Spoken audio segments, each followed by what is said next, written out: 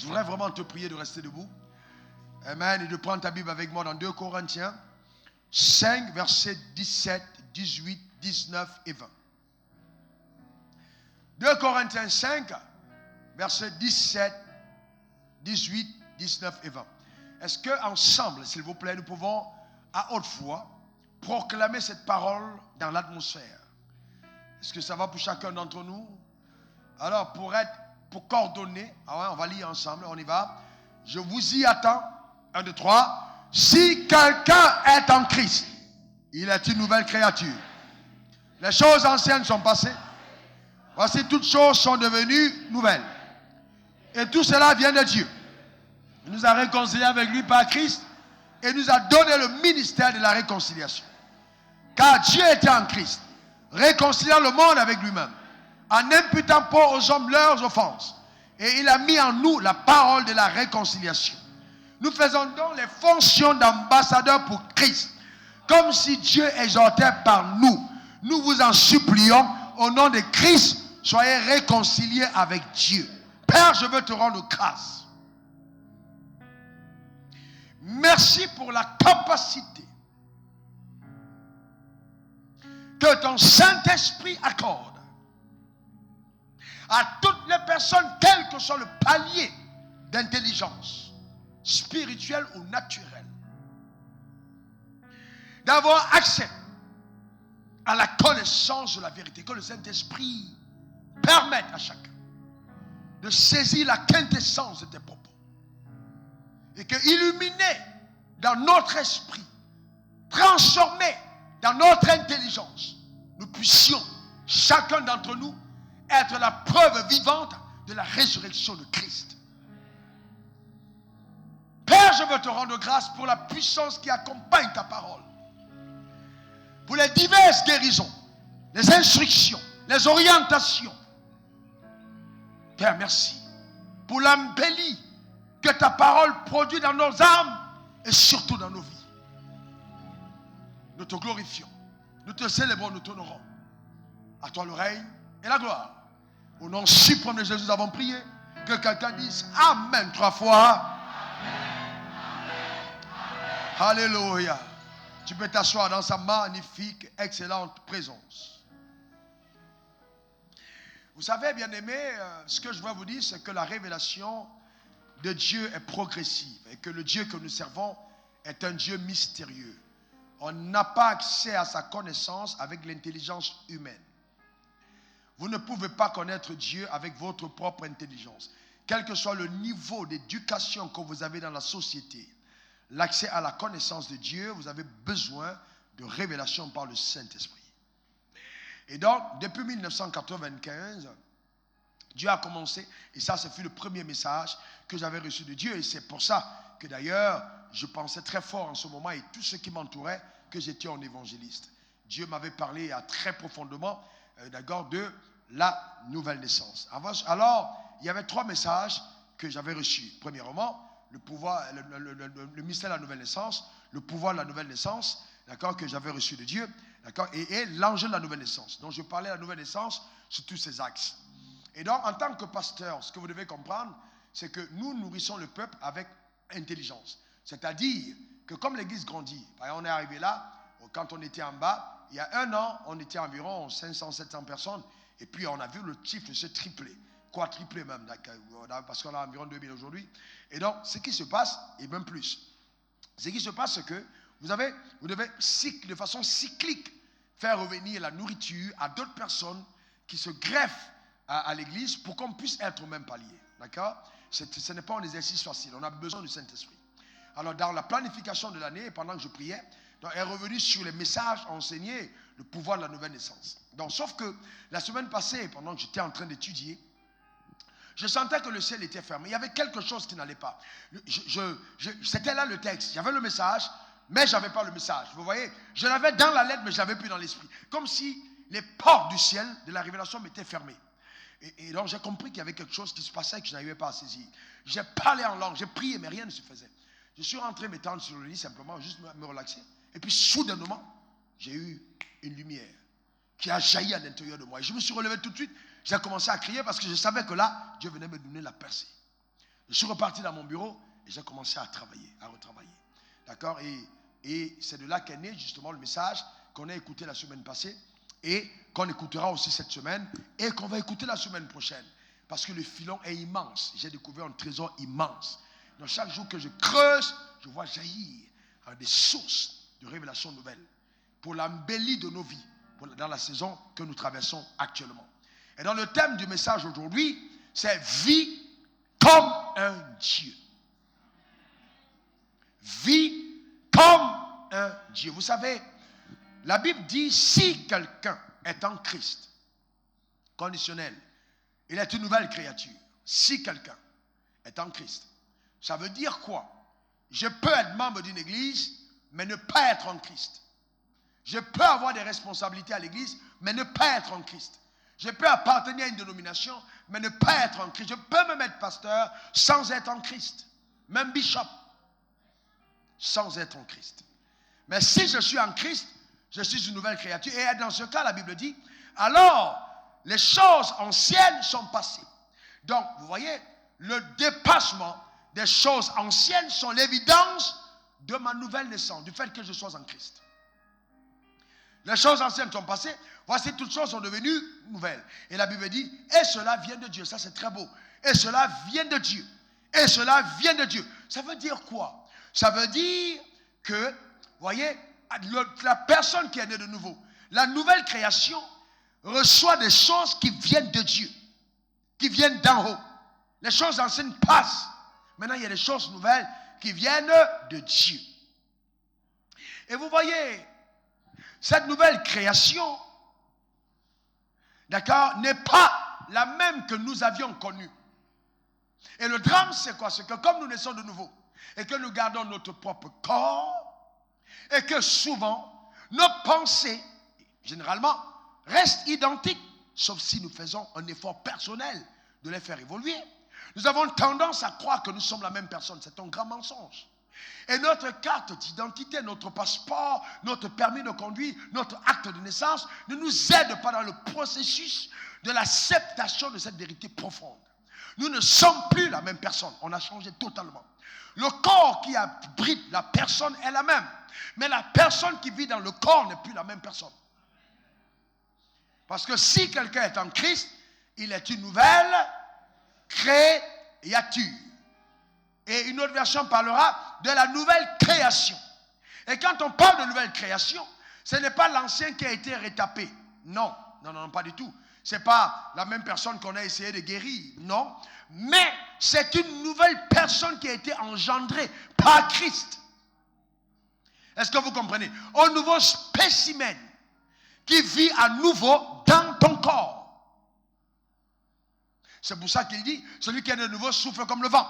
On entend le bruit, on ne sait pas d'où il vient et d'où il va. Donc c'est un être qui est prédisposé à une vie surnaturelle, pas une vie naturelle. Quelqu'un qui est né de nouveau n'est plus donc appelé à une vie normale. Si tu mènes une vie normale en tant que né de nouveau, tu es anormal. Quelqu'un a compris de quoi je parle? Donc normalement, c'est-à-dire les normes humaines ne peuvent plus définir ta vie. Ta vie devient un spectacle d'une compile de miracles qui s'accomplissent par la puissance de Dieu. Que cela soit ton partage. Donne-moi le meilleur des amens. Eh bien, ne pensez pas que quand nous lisons la Bible, nous sommes juste là en train d'avoir un livre qui nous montre comment est-ce que voilà, les patriarches ont vécu. Non, il faut voir ça comme un miroir qui reflète justement qui tu es. Est-ce que quelqu'un comprend de quoi je parle? Dis à ton voisin, je sais qui je suis. Encore, je sais qui je suis. Dans la Bible dit que les choses anciennes sont passées. C'est-à-dire quoi? Il n'y a plus de condamnation possible contre toi. Vous ne pouvez pas condamner quelqu'un qui n'a rien fait. Eh bien, laissez-moi vous dire une chose. Tu me dis, oh, mais non, moi je suis une ancienne prostituée. Non, c'est pas vrai. La prostituée est morte. Oh non, je suis un ancien voleur. Non, le voleur est mort. Oh non, mais moi, j'ai trompé mon mari. Non, la personne est morte. Celle qui est née de nouveau ne peut plus considérer que l'ancien était elle. Non, ce n'est plus toi. Non, non, non. C'est une nouvelle personne qui n'a pas commis ses fautes du tout. C'est pour ça que la Bible dit, si quelqu'un est en Christ, il est une nouvelle créature. Les choses anciennes sont passées. Voici, toutes choses sont devenues nouvelles. Même au ciel, quand on parle de toi, on commence à partir du jour où tu es né de nouveau. C'est pas parce que tu célèbres l'anniversaire de la venue de ton corps sur terre que tu penses que c'est là-bas que tu as commencé. En tout cas, je n'ai pas commencé à ma naissance. Celui qui vit en moi a commencé à la nouvelle naissance. Donc il y a deux dates importantes. Celle qui a engendré ton corps, mais la plus importante, c'est celle qui t'a engendré. L'ancien occupant a disparu. Tu es une nouvelle personne. Que quelqu'un dise, je suis une nouvelle personne. Et cette nouvelle personne a une relation étroite avec Dieu. Cette nouvelle personne est un avec le Père, un avec Jésus, un seul, un avec le Père, un avec Jésus. Ça c'est fort. D'accord? Donc je ne cherche plus Dieu dans le ciel parce qu'on est un. Il a fait de ton corps son temple, il est venu résider en toi. Maintenant, vous voyez, pourquoi est-ce qu'il est important que nous ayons dans la profondeur de cette révélation? Eh bien, notre manière de percevoir détermine notre manière d'agir. Et donc, il est important qu'on ait accès à une certaine dimension de la compréhension des Écritures, la perception. Ta manière de percevoir. Si ta perception a été biaisée, ta destination sera erronée. Et tes actions seront fausses. Parce que ta perception détermine tout. Donc, il faut, important, quand on est né de nouveau, d'avoir la nouvelle perception de qui nous sommes. Comment est-ce que tu te vois? Comment est-ce que tu te regardes? Quand tu vas devant le miroir, qui tu vois? Comment est-ce que tu vois ta vie? Comment est-ce que tu l'aperçois? Comment tu perçois ton appartenance au royaume des cieux? Voyez-vous? Tu n'es plus qu'un membre de l'église. Tu n'es plus que le fils de ta mère. Il n'y a plus que ça. Amen. Tu es l'enfant de Dieu. Ton amen m'embête. Donne-moi les meilleurs amen.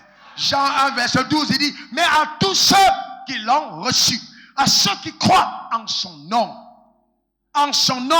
elle a donné le pouvoir de devenir enfant de Dieu.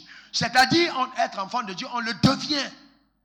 On le devient par la nouvelle naissance. Et le mot devenir, voyez, je veux dire, voyez, on est devenu, c'est-à-dire tu es engendré, tu deviens un enfant de Dieu, tu es un enfant de Dieu. Mais avant d'être enfant de Dieu, on était enfant de qui? On appartenait à qui?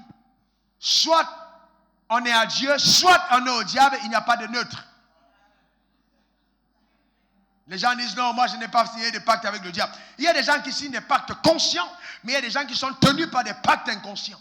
Toute personne qui n'est pas née de nouveau est tenue par le pacte que Adam a signé dans le jardin d'Éden en désobéissant à Dieu. Et c'est pourquoi il y a une puissance qui contrôle ta vie. Et d'ailleurs, toutes ces personnes ont été livrées à Satan parce qu'on a dit au serpent, tu mangeras la poussière de la terre. Mais tu vois, tu mangeras la poussière de la terre. Et on a dit à l'homme, tu es poussière, tu deviendras poussière. Donc légalement, tous les descendants d'Adam ont été livrés pour être consommés par le diable. Est-ce que quelqu'un comprend de quoi je parle? C'est pourquoi certaines personnes qui ne sont pas en Christ, avant la fin d'année, vous entendez, il est mort, il a fait AVC, il a fait accident, il a fait ci, il a fait ça, il a fait ça. Des trucs bizarres. Les gars ont décidé de le consommer au village. Donc le grand-père qui habite de l'autre côté a dit, moi je prends les reins. L'autre dit, je prends le foie. D'accord? D'autres disent, je prends le cœur. Et les gens tremblent. Parce qu'on sait que quand il a frappé son bâton par terre, il y aura une calamité. Mais je viens de t'expliquer quelque chose aujourd'hui qui va t'amener à une terreur, à être une terreur pour les sorciers.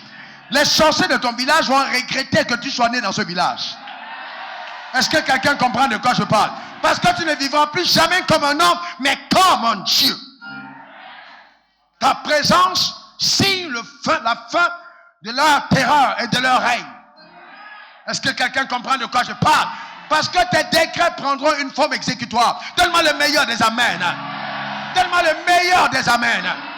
Il est écrit à ceux qui l'ont reçu, à ceux qui croient en son nom, il leur a donné le pouvoir. Quelqu'un dit, j'ai un pouvoir. S'il te plaît, dis-le encore. Confesse-le encore. Une dernière fois. Est-ce que vous savez que seul dans mon bureau, seul dans ma chambre, seul dans le bureau de ma maison, seul dans ma voiture, il m'arrive de dire, j'ai un pouvoir. J'ai un pouvoir. J'ai un pouvoir. Et c'est ce pouvoir qui t'a donné de devenir enfant de Dieu. Vous voyez, si vous avez quelque chose et vous n'en prenez pas conscience, cela ne vous sera pas utile. Tu es en pouvoir. Si tu ne l'avais pas, tu ne serais pas devenu enfant de Dieu.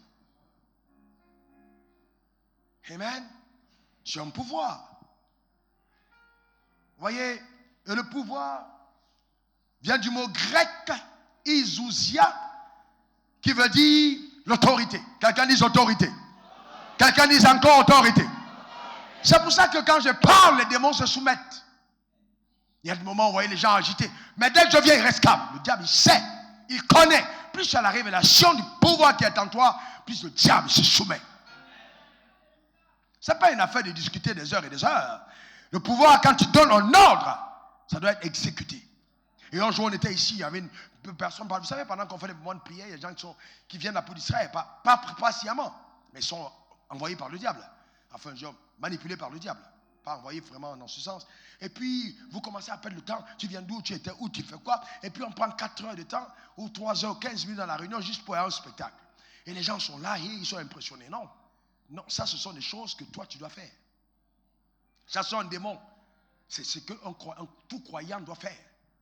Alors quand je dis, oh non, je dis, va-t'en. Je n'ai pas besoin d'attendre de voir qu'il part pour continuer ma réunion. Je dis, va-t'en. C'est un ordre exécutoire. Donc quand j'ai parlé, les anges récupèrent la... S'ils ne veulent pas partir, c'est les anges maintenant qui vont exécuter. Parce que quand je donne des ordres, les anges vont exécuter. Pourquoi est-ce qu'il part? Parce que la main de Dieu s'en va exécuter. Il y a des gens ici, j'ai dit, tu es guéri. Et puis tu regardes ton corps, tu as l'impression que tu n'es pas guéri. Tu es guéri. S'il y a un fibrome, tu vas aller chez toi, tu vas évacuer. Parce que j'ai parlé, la parole s'en va et elle neutralise pour agir. C'est un ordre. Que quelqu'un dit, j'ai l'autorité. Dis-le encore. Amen. Parle encore. Oui, tu as l'autorité. C'est vrai. Amen. Tu as l'autorité. Donc, on n'est pas dans les histoires des églises où tu viens simplement pour être calme, et puis tu rentres chez toi, tu as l'autorité. Tu as l'autorité. Donc, personne de vous ne peut avoir des nuits agitées, perturbées. Parce qu'un démon est venu troubler ta demeure. Ça, ce n'est pas ton partage. Ça, ce n'est pas ton partage. Tu verras ça tout à l'heure. Ce n'est même pas ta portion. Arrêtez-nous cet évangile falsifié. Cet évangile qui est un relais de l'enfer dans le royaume. Quelqu'un dit, je suis un enfant de Dieu.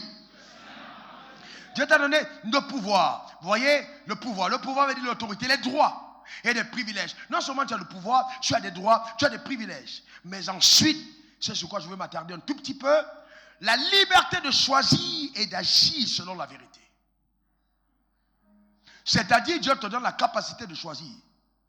Donc, le discernement t'est accordé. Tu connais ce qui est bon. Et tu sais faire ce qui est bon. Parce que la puissance t'a été donnée pour le faire. Amen. Et là, c'est ça la différence réelle entre un enfant de Dieu et un païen. Jean 10 dit, le voleur ne vient que pour dérober, égorger et détruire. Le voleur ne vient que pour dérober, égorger et détruire. Mais je suis venu afin que les brebis aient la vie et qu'elles soient dans l'abondance. Que quelqu'un dise, j'ai la vie. Quelqu'un dise encore, une dernière fois, j'ai la vie. Bon, maintenant, quel est le but de la vie? Dans la vie divine, le Zoé divin t'a été donné pour conduire ta vie à basculer dans l'abondance. Donc tu ne peux pas continuer de vivre comme quelqu'un de normal. Tu es un Dieu.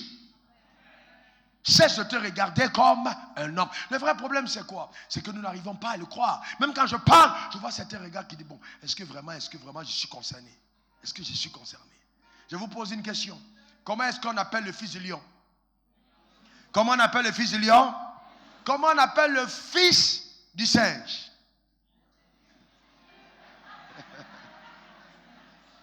Comment est-ce qu'on appelle le fils de l'éléphant? Comment est-ce qu'on appelle le fils de la poule? Le poussin. Je vous pose une question.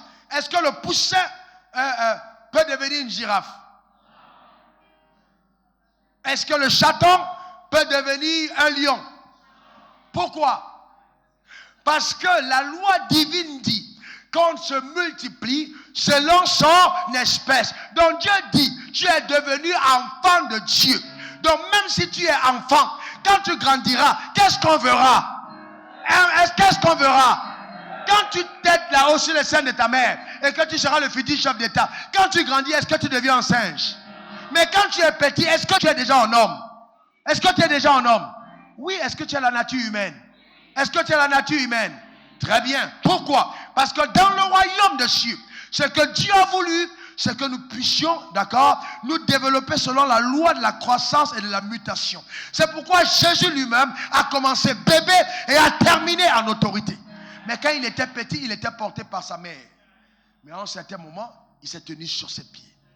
Vous ne pouvez pas être dans le royaume de Dieu et tout le temps vous êtes en train d'être porté. Il doit arriver un jour où vous devez porter certaines personnes.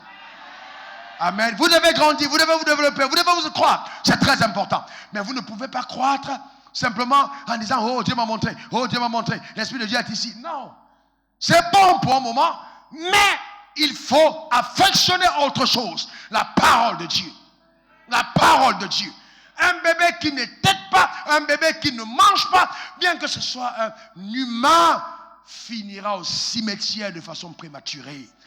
Parce que la personne n'aura pas été nourrie. C'est ainsi qu'on voit des personnes qui ont commencé avec le zèle, qui étaient zélées pour Dieu. Mais après, elles se sont refroidies. Pourquoi? Parce qu'on a passé tout le temps à prophétiser sur toi. Et on ne t'a pas donné à manger. Et comment vous le ressentez? Le visage est toujours fermé. Les gens sont toujours tristes. En fait, ton esprit a faim. C'est pour ça que tu es là. Tu n'as pas de joie. Tu n'es jamais heureux. Mais quand la parole descend dans ton esprit et que ton esprit est rassasié dans le dépôt, tu sens la joie qui monte, tu sens le bonheur, tu es content. Est-ce que quelqu'un comprend de quoi je parle? Parce qu'il y a quelque chose qui s'est passé.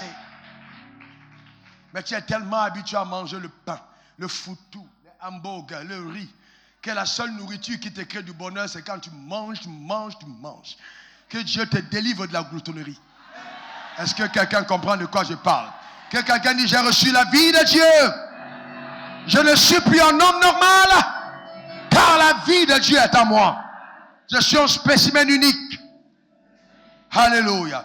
Donc vous voyez, celui qui a reçu la vie de Dieu, d'accord, est né du dernier Adam. C'est-à-dire, il n'est plus sous l'influence du premier Adam, mais il est engendré selon l'espèce du dernier, c'est-à-dire selon Christ, qui était le premier-né d'entre plusieurs frères. Donc il n'est plus sous l'influence des choses qui ont terrorisé l'ancienne créature, qui ont terrorisé, vous voyez, l'homme déchu venu d'Adam. Ce qui arrive aux autres ne t'arriveront pas. Oh, ton amène m'embête. Et vous voyez donc, quand on a la vie de Dieu, on ne se contente plus de dire, chez nous ici c'est comme ça qu'on fait. Ici en Côte d'Ivoire c'est comme ça qu'on fait. Chez nous en France c'est comme ça. Chez nous en Martinique, chez nous au Canada, chez nous au Cameroun. Non, tu n'es plus ni au Cameroun, ni en Martinique, ni au Canada, parce que tu appartiens à une autre patrie. Tu es devenu ambassadeur dans notre royaume, donc tu dois parler le langage de la patrie à laquelle tu appartiens. Le drame c'est que vous êtes plus défendeurs de vos cultures que du royaume des cieux. Vous partez au deuil, vous dansez comme les autres. Vous faites les mêmes rituels que les autres. On fait des générations, vous êtes là. On vous cache dans la brousse, vous êtes cachés avec les autres. Après tu dis, Jésus a pitié de moi. Non, quel Jésus a pitié de toi? Tu es devenu un enfant de Dieu. Tu cherches quoi là-bas? Est-ce que quelqu'un comprend de quoi je parle? Tu es une nouvelle personne. Tiens-toi sur ta position d'enfant de Dieu. Qu'est-ce que tu as fait? Les mêmes micmacs que les autres. Tu es un spécimen unique, conçu selon Dieu.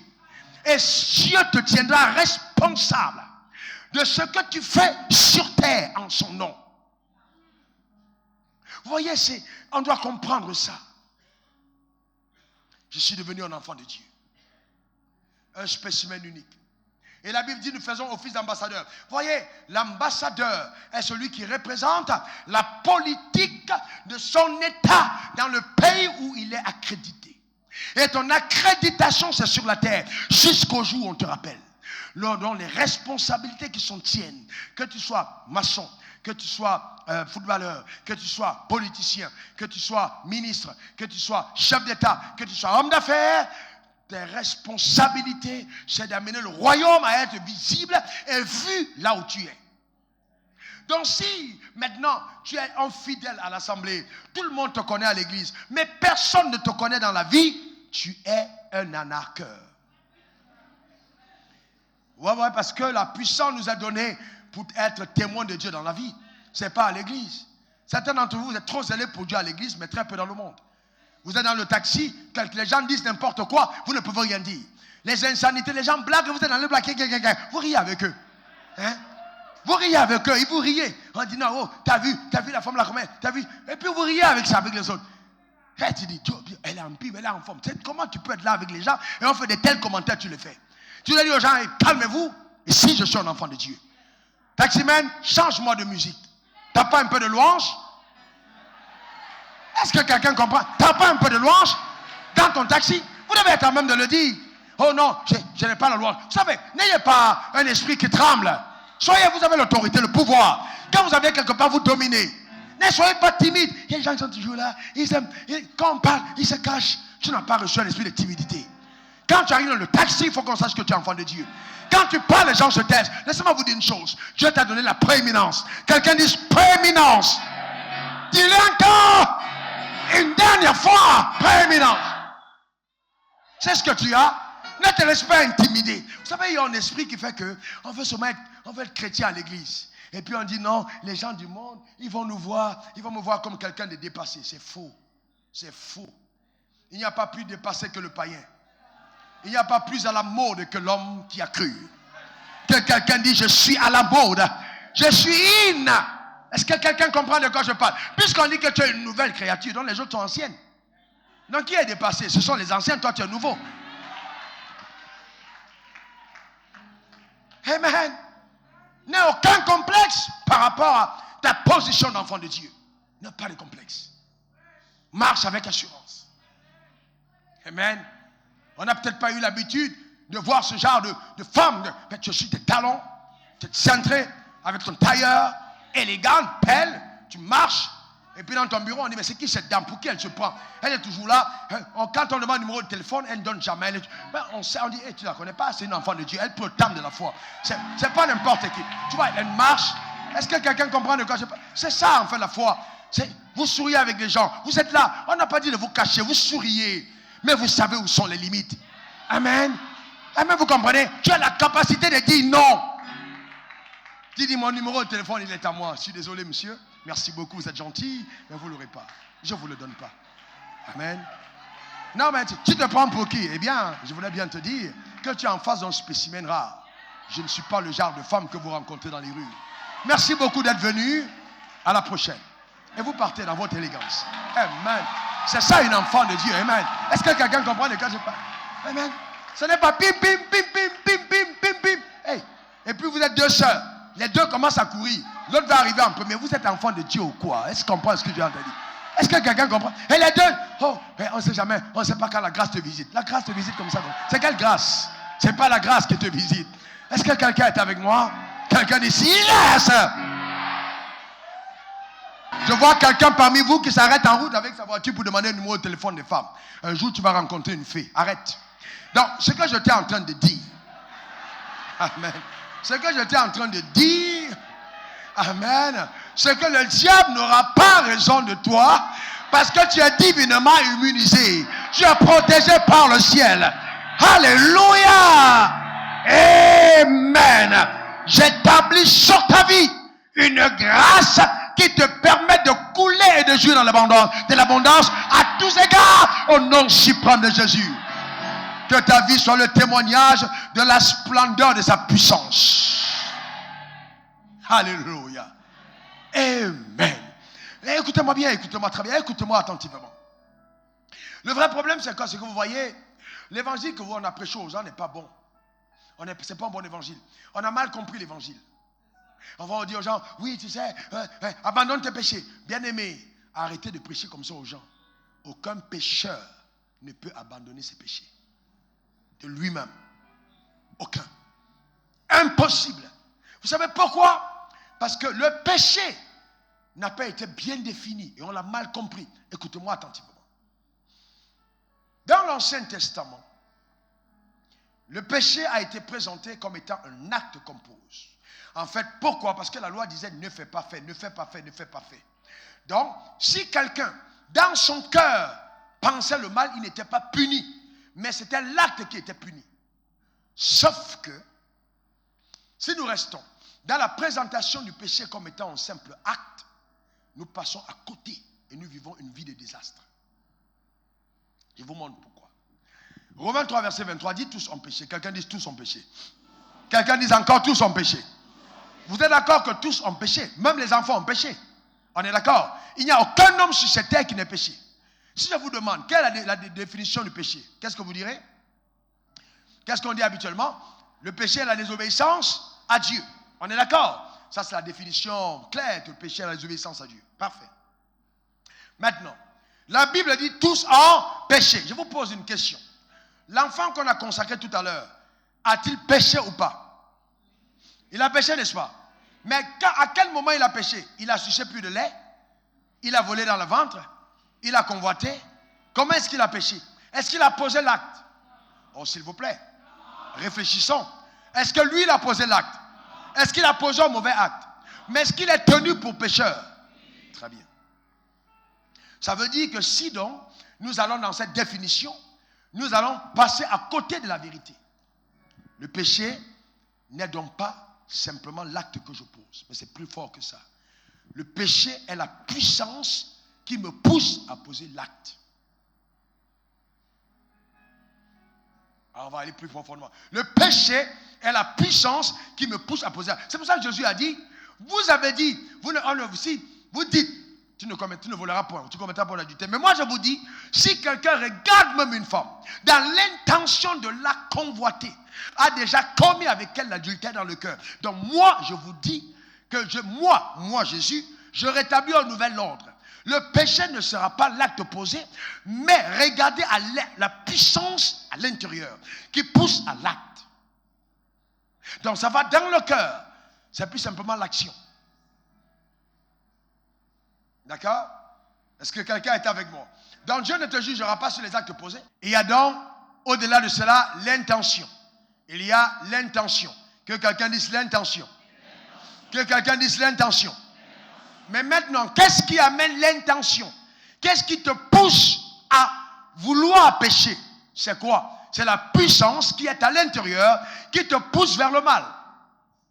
Donc si vous voulez régler le problème à la surface et que vous abattez un arbre en le coupant d'ici et que les branches sont tombées, qu'est-ce qui va se passer avec le temps?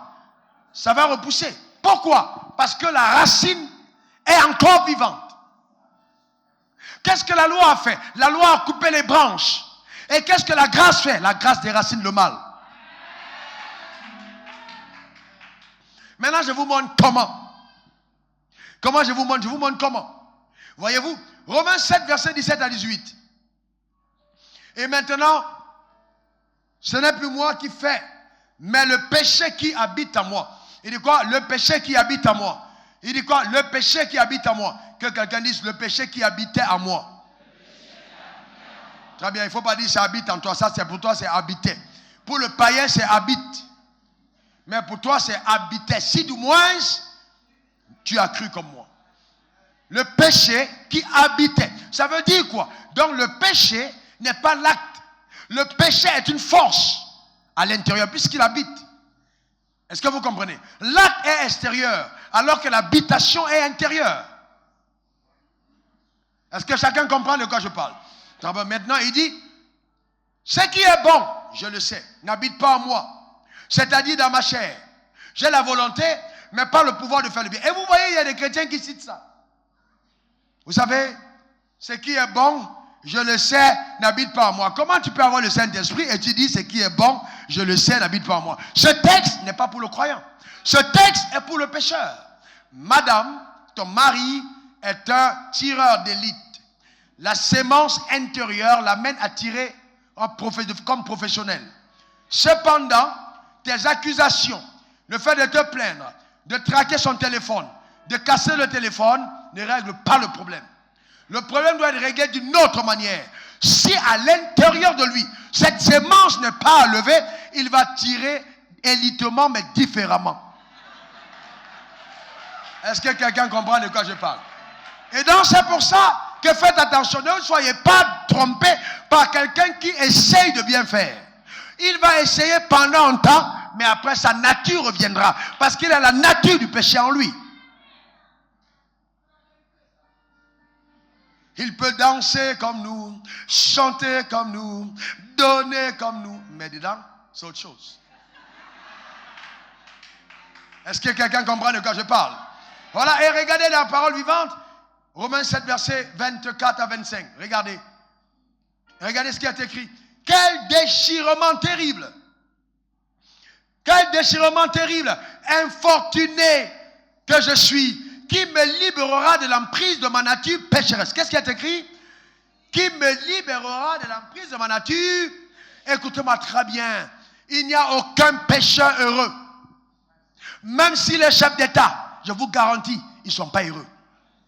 Donc, les gens peuvent porter des costumes et puis avoir du plaisir, mais le plaisir, ce n'est pas le bonheur. Le plaisir, ce n'est pas le bonheur. Et certaines personnes cherchent le bonheur dans le plaisir. Et c'est pourquoi ils vont de plaisir en plaisir. Mais ces plaisirs en plaisir les conduisent au déplaisir de la vie. Ils deviennent ruinés à l'intérieur. Eux-mêmes commencent à se dire, je cherche, plus ils sont vides. Pourquoi? Parce que cette nature intérieure ne peut pas être changée, ni par l'argent, ni par ci. Maman, on les tient. Quand tu auras un autre milliard, tu seras heureux. Et vous voyez, on voit des enfants à l'église qui sont comme ça. Oh pasteur, dans tous les cas, si c'est moi je me mariais, je serais heureuse. Non. Si tu n'as pas pu être heureux seul, tu ne seras jamais avec quelqu'un d'autre. Ça doit commencer seul d'abord. Ton bonheur ne vient pas d'une connexion avec quelqu'un, mais ta rencontre avec le véritable. C'est lui qui te donne le bonheur. Oh, pour elle est beau, elle est bonne, pour elle est doux. Elle a épousé un bon gars. C'est pas ça, la douceur c'est avec Christ. Parce qu'il y a des gars qui peuvent rendre ta vie amère plus que les eaux de Mara. Amen. Il faut faire attention. Il faut apprendre à être heureux dans le Seigneur. D'accord? Donc, les pécheurs, ils sont là. C'est pour ça, vous voyez, un homme, il y a une femme, après deux femmes, après orgie. Et quand c'est compliqué, il va maintenant chercher un autre homme. Après, c'est deux hommes ensemble avec trois femmes, etc. Le désordre. Et puis, souvent, c'est la nourriture. Ils mangent. Il y a des gens qui mangent, après, ils vomissent. Ils mangent, ils vomissent. Quel qu'ils cherchent? Ils cherchent le bonheur que vous avez. Et vous vous mettez là, vous commencez à envier les gens qui ont des choses superficielles. Toi, tu as le bonheur, tu as Christ. Tu l'as. Tu peux lever ta main chez toi et commencer à danser. Tu peux être heureux. On peut te mettre dans le désert du Sahara et tu danses, tu es content. Parce que la joie de l'Éternel est ta force. Est-ce que quelqu'un comprend de quoi je parle? Tu connais le délice de la vie. Je peux vous le dire, bien-aimé. J'ai été dans les hôtels les plus luxueux du monde. J'ai été dans les avions les plus agréables. J'ai roulé les plus grosses voitures de la terre. Je vais vous dire une chose vraie. Il n'y a pas de bonheur dans ces choses. Jamais. Le vrai bonheur, c'est Christ. Et j'arrive à la conclusion que la plus grande quête et conquête d'un homme sage sur terre, c'est Christ. C'est la plus grande conquête. C'est ma plus grande poursuite. C'est ma plus grande recherche. C'est mon plus grand désir. Le saisir, lui, Christ. Est-ce que vous me comprenez? Saisir Christ. Pas l'argent. Mais, fais l'expérience de l'argent avant de dire ça aussi. Ne dis pas seulement l'argent n'est pas doux. Parce que tu risques que l'argent va te servir. L'argent sera bien. Mais vous savez, tu vas atteindre un point où Dieu va tellement t'arroser d'argent. T'arroser que tu vas pleurer en disant, oh Père, je pensais que ça me donnait le bonheur. Mais c'est toi seul, le vrai, c'est vrai. Père, je t'aime. Tu vas lever ta main vers le trône de la grâce et commencer à bénir Dieu. Vous savez, un homme pauvre, qui est pauvre, c'est-à-dire à qui on n'a rien confié, même quand il adore, on ne sait jamais s'il est vrai. Parce qu'il y a des gens, vous les voyez, ils font semblant d'être sérieux, mais à l'intérieur d'eux, ce sont des dangereux. Dans une hypocrisie terrible. Est-ce que quelqu'un est avec moi? Que Dieu te tamponne de la grâce de l'abondance et te maintienne dans les chaînes de l'humilité. Humble. La vraie humilité. Qui ne consiste pas à être dépouillé de la gloire apparente, mais un cœur brisé, conquis par Dieu. Un cœur aimant Dieu et son semblable. Et il y a du respect et de la considération pour les humains. Et surtout pour la nouvelle création. Un homme ou une femme qui méprise un enfant de Dieu, c'est juste quelqu'un de minable. Vous ne pouvez pas imaginer ce que c'est. Vous savez, on peut encore entendre dire que les mondains, les gens du monde, s'attaquent aux enfants de Dieu. Mais vous avez reçu Christ. Un enfant de Dieu, c'est ton trésor. Aimez-vous. Considérez les autres. Valorisez les autres. Il n'y a que l'immaturité spirituelle qui vous amène à être dans un clan, à être dans une secte et à rejeter les autres. Il faut marcher dans l'amour. Et voyez, Dieu, il dit donc, revenons au verset 25, il dit, quand il crie, il dit, Dieu merci. Que quelqu'un dise Dieu merci. Que quelqu'un dise Dieu merci. Il existe une issue. Dis-le encore. Il existe une issue. Allons-y ensemble. Dieu merci, il existe une issue. Une fois encore. Vous voyez, l'apôtre Paul conclut que finalement l'issue a été trouvée pour sortir des chaînes du péché. L'issue, c'est quoi? Dieu lui-même m'a affranchi par Jésus-Christ. Dieu m'a affranchi par Jésus. Donc, l'issue, c'est Jésus-Christ et pas Dieu. Parce que Dieu, si l'issue, c'est Jésus-Christ, parce que Dieu t'a affranchi par Jésus. Si on s'arrête à Dieu, certaines personnes penseront que tout ce qu'ils appellent Dieu peut les affranchir. Ce n'est pas vrai. Tu vas dormir devant une grotte, entrer dedans, te rouler et ressortir. Tu seras toujours lié. Tu vas essuyer les chaussures du prophète comme tu veux. Porter son costume. Tu seras toujours lié si tu n'as pas Christ. Le vrai problème, c'est qu'il faut Christ à l'intérieur. Est-ce que quelqu'un comprend de quoi je parle? C'est Christ qui nous affranchit. Et la Bible dit, celui que le Fils affranchit est véritablement libre. Lève ta main vers le ciel et dis, j'ai reçu la puissance et le pouvoir d'agir selon la vérité. Maintenant, ça veut dire quoi? Ça veut dire que quand tu fais face, voilà le vrai problème, quand tu fais face, par exemple, à une tentation, la tentation vient par là, mais la force vient par là. Donc, une pensée peut te venir, ce n'est pas parce que la pensée est venue que tu dois dire oui. Il dit, aucune tentation ne sera survenue qui sera au-dessus de tes forces. Donc, il n'y a pas de tentation qui sera au-dessus de tes forces. En fait, laissez-moi vous montrer ça, comment ce que Dieu m'a montré. Chaque fois qu'une tentation arrive, c'est juste une opportunité pour toi de révéler la dimension de ta marche. Il n'y a pas de tentation au-dessus de tes forces. Donc, quand la tentation arrive, le ciel a déjà sous-pesé, pesé, évalué. On dit non, laissez passer. Ça, il peut régler. Ça, il peut gérer. Si c'est au-dessus de tes forces, ça n'arrive pas. Ça n'arrive pas à toi. Donc ne dis pas non, je ne pouvais pas. Tu peux. Tu peux. Parce que la puissance est en toi. Tu peux. Tu peux ne pas voler. Tu peux ne pas mentir. Tu peux ne pas corrompre. Tu peux ne pas convoiter. Tu peux. Tu peux. Je peux. Je peux. Tu peux. Je peux. Quelqu'un dit je peux.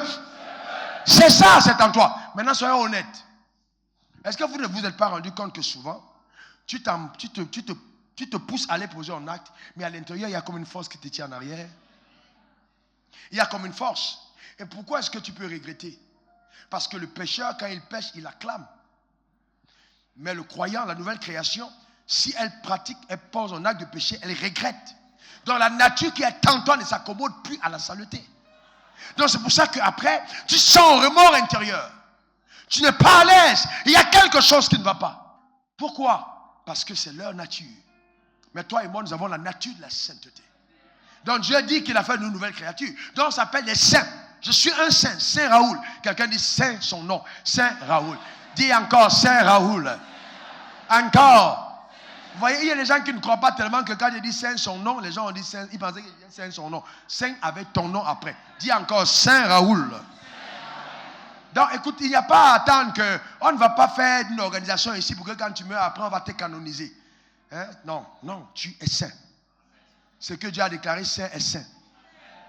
Dis je suis saint. Encore. C'est ta nature.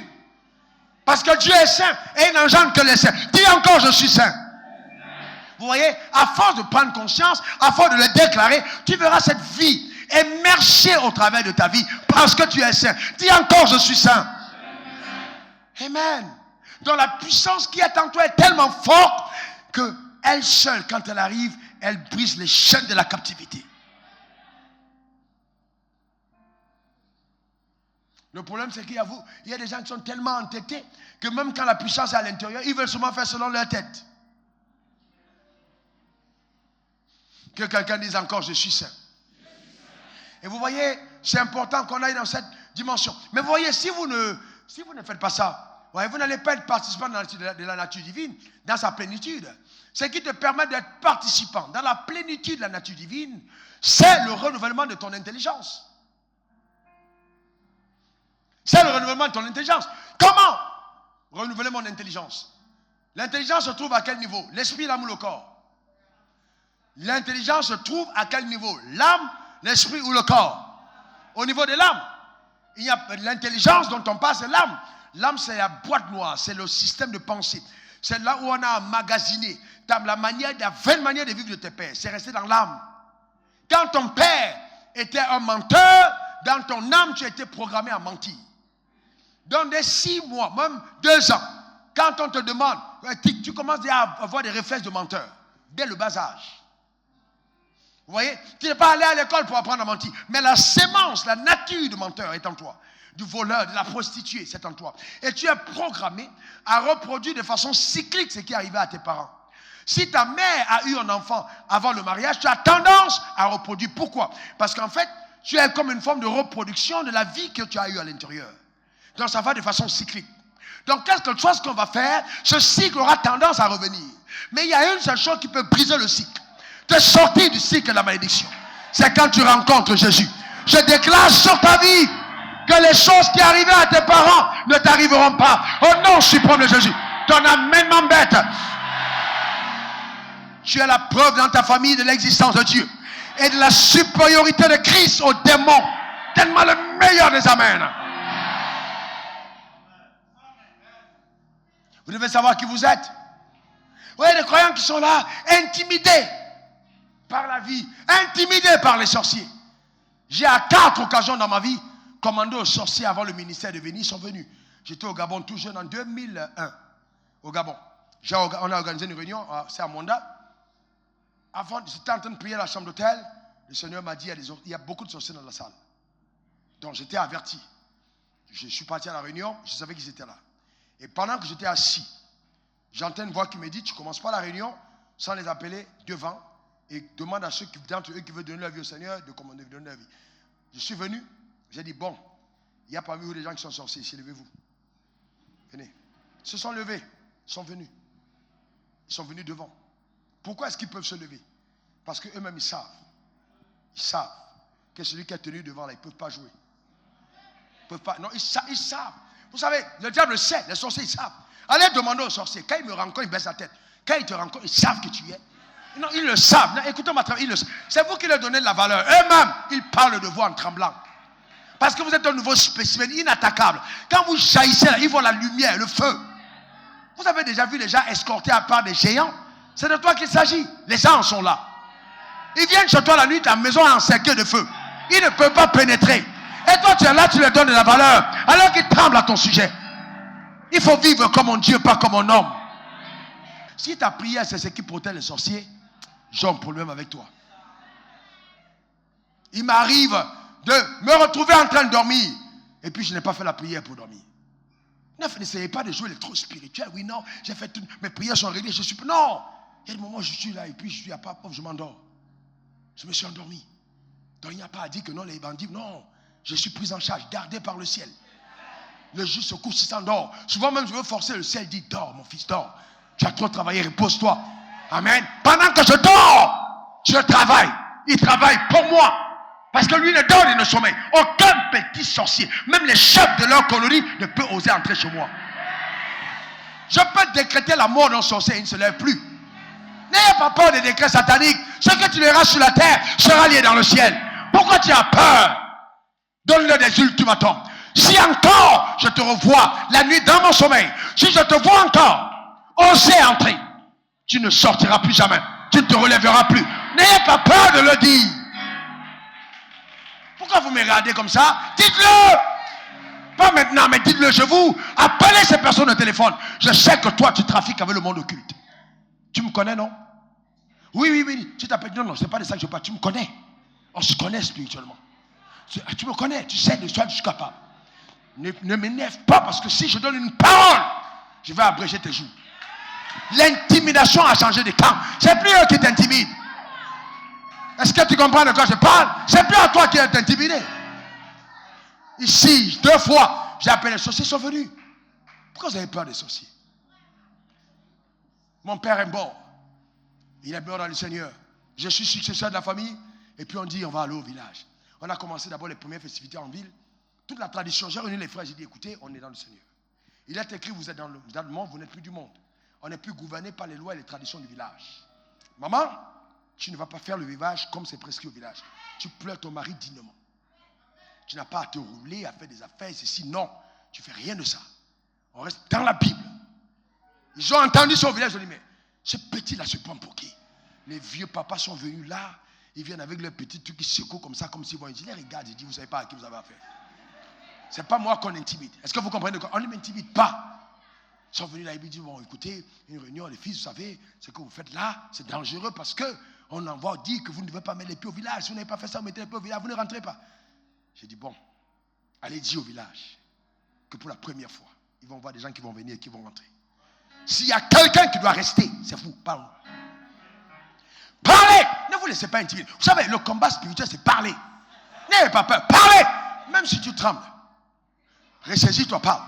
Parle d'abord et puis tu rentres dans ta chambre, tu dis, papa, j'ai parlé en ton nom.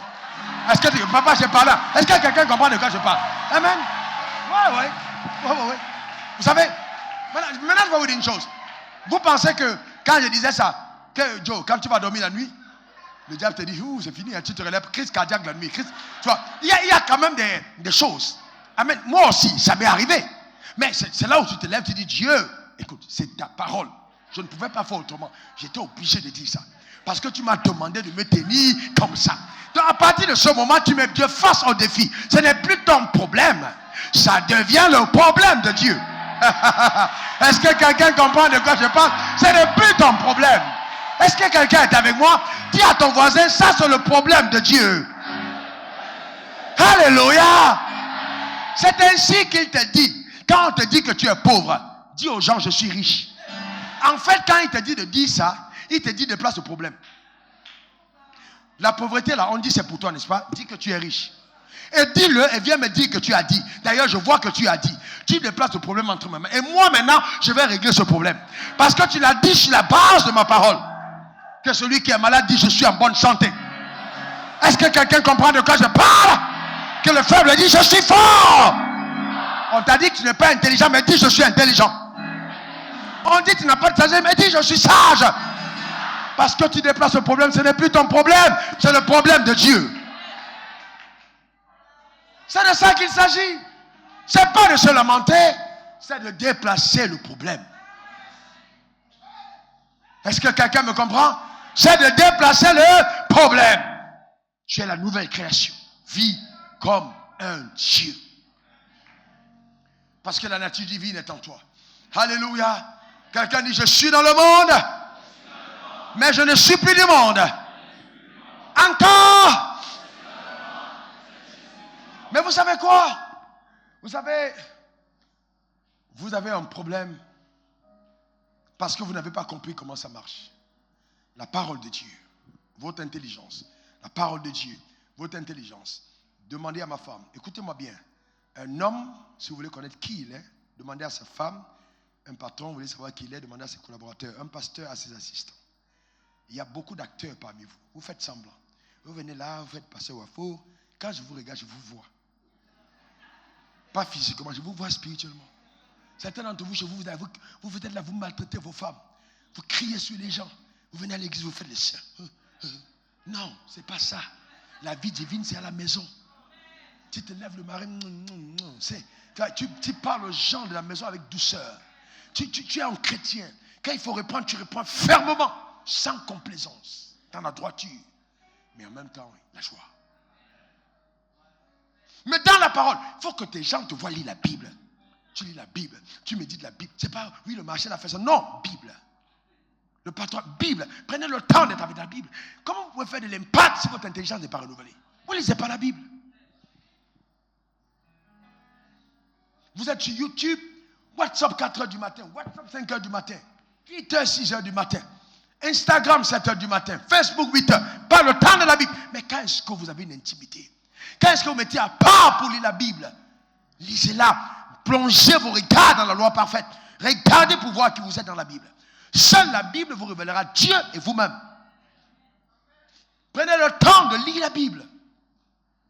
Alors, si ce n'était pas important, pourquoi est-ce que vous pensez que le diable combat? Vous-même, vous êtes assis. Je vois vos visages. Certains d'entre vous regrettent déjà. Ils n'ont pas lu depuis 2 semaines. Et je vois une femme qui dit, parce que prêche, mon mari là, il ne lit pas la Bible, prêche. J'entends une femme qui dit ça. Amen. Généralement, c'est les hommes. Quand ils sont mariés, c'est eux qui ne prêchent, qui ne lisent plus la Bible. Ou tu vois une femme qui est là, comme ça, elle est là, vernie. Matin et soir, elle est en train de faire ses ongles et tout. Lis la Bible. Lis la Bible. Est-ce que vous comprenez ce que je dis? Sérieusement. Comment est-ce que tu peux passer dans ta douche, toilette, tu fais 1h15, 2 heures pour arranger tes cheveux. Et tu ne fais pas 15 minutes pour lire la Bible. Tu n'es pas une sorcière?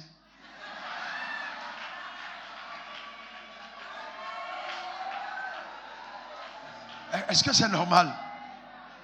Sérieusement, est-ce que c'est normal? Non, demandez aux femmes qui sont à côté. Est-ce que c'est normal? C'est pas normal. C'est pas normal. Mais tu prends tout le temps. Tu n'es pas pressé, hein? Tu prends tout ton temps. Tu fais le maquillage, tu remets. Mais quand il faut lire la Bible, tu es pressé. Il y a quelque chose qui dit fais vite, fais vite. Tu dis arrête, fais vite. Pourquoi est-ce que tu ne prends pas le temps avec la Bible et puis tu te presses quand il faut aller dans le... Pourquoi? Le diable est très rusé. Il sait que ta vie dépend du contact avec les Écritures. Donc il va te sortir de là pour t'amener dans les choses superflues. Ma copine, on dit quoi? Affaire-moi. Oh, mon mari vient de m'acheter un nouveau sac. Il veut une nouvelle chaussure. Qu'est-ce que ça a à voir avec ça? Est-ce que vous ne pouvez pas parler un peu de versets bibliques? Quel jour il ne t'a pas parlé de versets bibliques? J'ai lu la Bible, il y a telle chose qui m'a intrigué. Est-ce qu'on peut en parler? S'il n'en parle pas, soupçonne-le. Non. C'est l'abondance du cœur que la bouche parle. Tu es belle, tu es belle. Tu es devenu son idole ou quoi? Est-ce que tu prends la train de Dieu dans son cœur? Il faut aimer Dieu. Éprouvez-le dans vos rapports. Éprouvez-le dans vos rapports. Soyez vrai, soyez dense. Tu es belle, tu es belle, tu es belle. Et puis quoi? Il ne faut pas que le gars te cause des problèmes. Dieu dit qu'il ne donne sa gloire à personne. Est-ce que tu lis la Bible? Qu'est-ce que Dieu t'a dit? Qu'est-ce que Dieu t'a parlé? On ne t'a jamais entendu dire que Dieu t'a dit quelque chose. Et puis tu vas épouser la femme de Dieu. Vous allez où? Dieu ne t'a jamais parlé. Vous allez où? C'est ta chair qui brûle là. Tu es en train d'avoir un désordre d'une nature qui n'a pas encore été méprisée. Tu maîtrises. Tu vois la fille, tu dis je t'aime. Tu ne sais même pas si tu l'aimes. C'est ton corps qui est en train de te déranger. Parce que ta nouvelle nature n'a pas encore... Ta nature divine n'est pas encore arrivée au firmament. Amen. Et puis tu dis, bon, dans tous les cas, si elle tarde de même, il y a Elisabeth qui est à gauche. Hein? Il y a Joseph qui est à droite. En fait, qu'est-ce que tu veux? Tu es juste agité par les instincts de ta chair. C'est les instincts charnels. C'est rien de divin. Un tel homme. Ah, mes soeurs. Vous allez...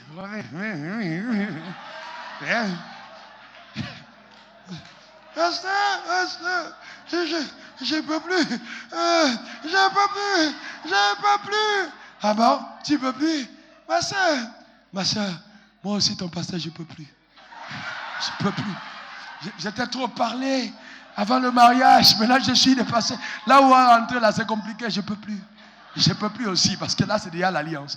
Je te parlais encore sans alliance, tu n'as pas écouté. Moi aussi. Bon, après, ça change quoi? Vous voyez ce que je suis en train de dire? Ouais, vous devez faire très attention. Guidez vos vies dans la parole de Dieu. Quelqu'un dise la parole de Dieu. Quelqu'un dise la parole de Dieu.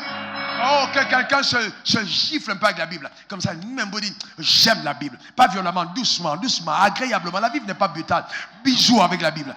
Mets ça sur ta tête et dis, entre ici, pénètre là, sature mon intelligence, transforme mon système de pensée, change-moi. Regarde ta parole, dis, lis Bible, je te lirai, je te comprendrai. Regarde la Bible, parle avec foi. Dis, je vais lire, je vais te lire, je vais te méditer. Dis-le, confesse-le véritablement. Regarde la Bible, dis-le sur ta Bible. Dis sur la Bible de ton mari. Déclare-le véritablement. Confesse. Amen. Alléluia. Confesse-le véritablement. Confesse-le. Tu ne vas plus dormir. Dis, je ne vais plus dormir sans avoir lu la Bible. Et je ne vais plus dormir en lisant la Bible. Certains d'entre vous, quand vous n'avez pas sommeil, vous prenez la Bible. Parce que vous savez que dès que tu as commencé, tu somnifères en même temps. Amen. Somnifère. Je déclare sur ta vie que cela ne sera pas ta portion. Au nom suprême de Jésus. Donne-moi le meilleur des amens. Donne encore le meilleur des amens. Maintenant, quand vous lisez la Bible, voyez, on termine avec ça, soyez ivres. Dis à ton voisin, sois ivre. Dis encore, sois ivre. Éphésiens 5, verset 18. Ne vous enivrez pas de vin, c'est la débauche. Soyez au contraire remplis du Saint-Esprit. Soyez ivres de l'Esprit.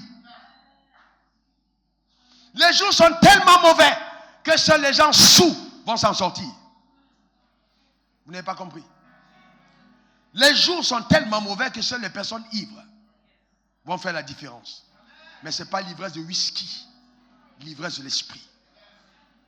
Il faut des gens ivres. Il faut des gens ivres. Et vous ne pouvez pas être ivre si vous ne prenez pas le temps de vous entretenir par des chants, par des cantiques. Ok, célébrant de tout votre cœur. D'accord, les louanges au Seigneur. Chantez des cantiques à la maison. Oh non, je suis trop grand. Ce sont mes enfants qui peuvent chanter. Non, la louange n'est pas pour les jeunes. La louange, c'est pour la nouvelle création. Quelqu'un est-il né de nouveau parmi vous?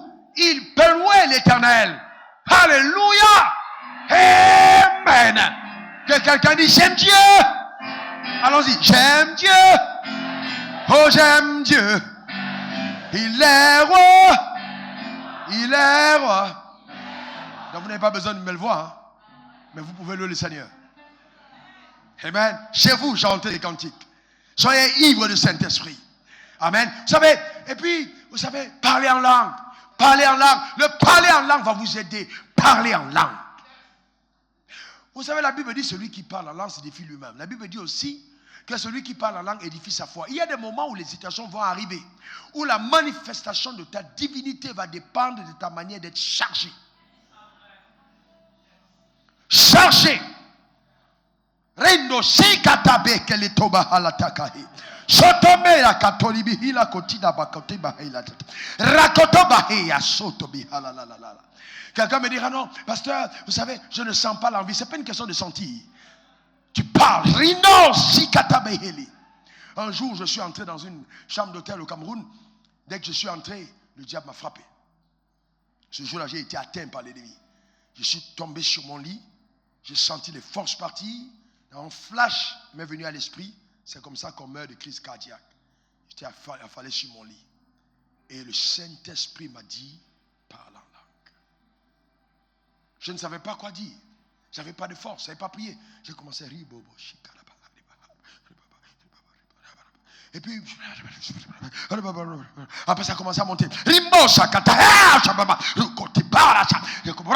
puis je parlais en langue, puis je sentais une puissance qui était en train d'entrer, qui était en train de monter. Je sentais une puissance. Oui, la puissance agissait de l'intérieur. J'ai commencé à parler, j'ai commencé à parler. Et à un certain moment, j'ai eu une vision. J'ai vu une grotte à l'intérieur avec un cercueil couché et la tête d'un mouton sur le mur. Et on a mis mon nom dessus. On m'a monté ma tombe mystique là où on m'avait déjà enseveli. On m'a dit plus tard que ce genre de rituel, on n'arrive pas à suivre. Que quand on fait ça pour toi, c'est fini. On ne peut pas suivre de ça. Mais sauf que je ne suis pas un homme normal. Je ne suis pas, est-ce que vous comprenez? Je ne suis pas un homme normal. Dis-le à ta voisine, je ne suis pas un homme, une femme normale. Non. J'ai continué. Après 15 minutes, 20 minutes, j'ai senti la force monter de l'intérieur. Et puis j'entends une voix qui me dit, retourne à l'expéditeur. Alors je lève ma main vers le ciel, je dis, maintenant, toute personne qui s'est levée contre moi pour me faire mourir avant mon heure, qu'elle prenne ma place dans la tombe. Au nom suprême de Jésus. Et c'était terminé. Le Seigneur m'a dit, stop, le combat est terminé. J'ai commencé à louer Dieu. Voyez-vous, on dit non, il est mort subitement. Tu ne mourras pas subitement. Non, non, non, est-ce que quelqu'un comprend de quoi je parle? Ce n'est pas ton partage. Ce n'est pas ton partage, ni ton enfant. Est-ce que quelqu'un rentre chez toi et prophétise ça sur ta maison? Tu n'enterreras pas ton mari subitement. Tu n'enterreras pas ta femme subitement. Tes enfants ne mourront pas subitement parce que tu as un pouvoir. Quelqu'un dit yes. Toute personne programmée ici à la mort verra mourir son sorcier. C'est pas toi qui vas partir. Quand Dieu m'a montré les personnes, je suis venu dire, écoutez, vous m'avez attaqué dans un territoire où j'ai la force. Vous pouvez m'attaquer sur la terre, mais dans le surnaturel, vous ne pouvez pas. Je suis plus fort. J'ai dit, bon, voilà, j'ai averti. Moins de 2 semaines après que j'ai dit ça, la personne allait à l'hôpital. Mal de tête, cette assise, le médecin déjà arrive dès qu'il revient. Parti. Williamsville, alors je vous parle. Sous la terre, on n'en parlera plus qu'au passé. Parce que la personne a osé s'attaquer à quelqu'un qui est connecté à Christ. Tu ne mourras pas avant ton heure. Est-ce que quelqu'un comprend de quoi je parle? Non, mes soeurs, écoutez bien. La vie spirituelle, ce n'est pas une vie d'élégance. Il y a des moments où ça peut sembler ne pas être élégant, mais parlez quand même. Même si vous êtes au bureau et qu'on vous annonce une nouvelle, n'attendez pas de venir à l'église. Enfermez-vous dans les toilettes pour quelque temps. Rico Sakata, Randa Kasa, Boroloshi, Rakata, Bikalatoriba, Sakalatoribaba, Shinde Hinda, Rinda. Si vous sentez que vous êtes dérangé, vous sentez même peut-être que votre costume vous dérange, enlevez-le. Enlevez-le. Ne soyez pas là pour... Ce n'est plus une affaire de faire le pharaon ou malin. Ça ne sert à rien. Tu enlèves ton cou. Ce n'est pas la bagarre avec la chair, mais il faut être à l'aise. Reste à ta place. Tu laisses ton costume. Et tu commences Rinda Sata, Enderiba, Rababa Hoko Shita. Mais vous avez, il y a des femmes quand elles prient, elles sont là avec les talons. Non. Si c'est dangereux, tu enlèves les chaussures. Tu dis là, il faut que je sois à l'aise. Tu enlèves les chaussures. Tu dis là, on va prier. Il n'y a pas une affaire de chaussures. Rakatebe Osete. Shataka Elekete Robaba Eke. Si la perruque te dérange, tu enlèves, tu mets de côté. Rikete, Shakata, Solobokoto, Rakatabe, Sokoloto Ribaba, Shakate Riokoto, Rakatabe Kesa, Jalabaholo Shikata Ele. Est-ce que quelqu'un comprend de quoi je parle? Ce n'est plus une question d'élégance, c'est une question de performance spirituelle. Shirabaho, Shandeke, Shikalatori Bahodorobia, Shalababoria. Mais si ça te dérange, même monte-toi par terre. Reboboboche, Rakata, Reketeke, Sokotoba, Shararara. Est-ce que quelqu'un comprend de quoi je parle? Si tu ne prends pas ta vie au sérieux, n'attends pas que le ciel la prenne au sérieux. C'est toi qui dois tenir ta vie entre tes mains. C'est toi qui dois monter ta divinité. Assez, c'est assez. Le diable t'a assez malmené. Il est temps pour toi de te lever et de démontrer ta divinité. C'est assez. Chéricosé. Est-ce que quelqu'un peut rindosser dans l'assistance? Prakatake. Shalakalababo. Shatarebere. Shalababo. Shakaleborinda. Shakalatori babo, Sharababori akandere, Shakataberi okote, Sharababari osete, Bandakore, Sharababo, Reketeri babo sakalati. Ilibo shikata, Prado setete, Rakatatata, Shekelendere, Soribakata, Reketeba.